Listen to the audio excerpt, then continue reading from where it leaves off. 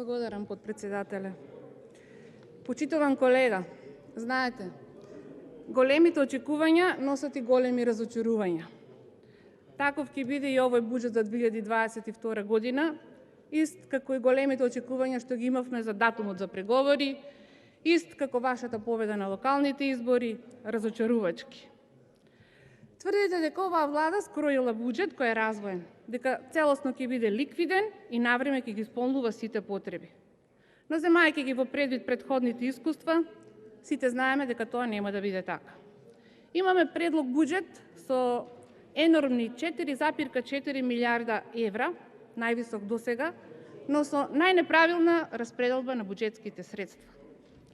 Главните цели во остварување на буџетот за 2022 година пред се, како што кажавте и вие, треба да бидат насочени кон заштита на здравјето на граѓаните, економското заздравување, опоравување од енергетската криза, исто така да се зголемат и инвестициите, да имаме подобро образование, подобри услови за живот за сите.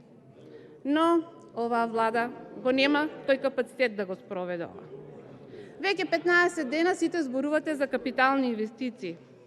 А кога сме кај нив, рековте дека владата во 2022 година планира да вложи 614 милиони евра, или тоа се 37 милиарди денари во инфраструктура. Тоа е 27% повеќе во однос на минатата година. Но прашањето е кога? Земете и споредете со претходните години, ќе видите дека оваа влада нема надминато повеќе од 19 милиарди денари реализација на предвидените капитални инвестиции, а сега се планирани дури 37 милиарди.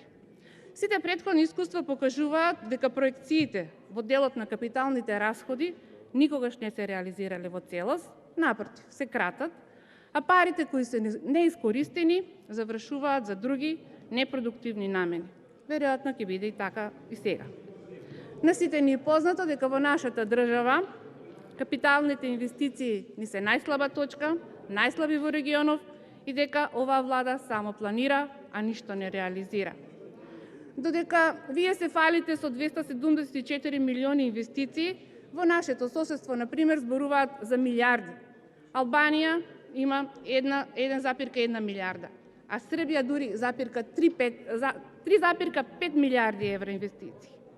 Кај нас нема нови училишта, нема нови болници, нема нови патишта, ниту студентски домови, спортски објекти да не зборуваме.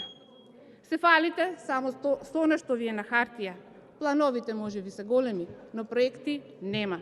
Најслаби во овој дел, но на врвот по степен на корупција и криминал, сиромаштија, по број на заразени и починати од COVID-19, на врвот по задолжувања, на врвот по најлошото за жал колега. Благодарам.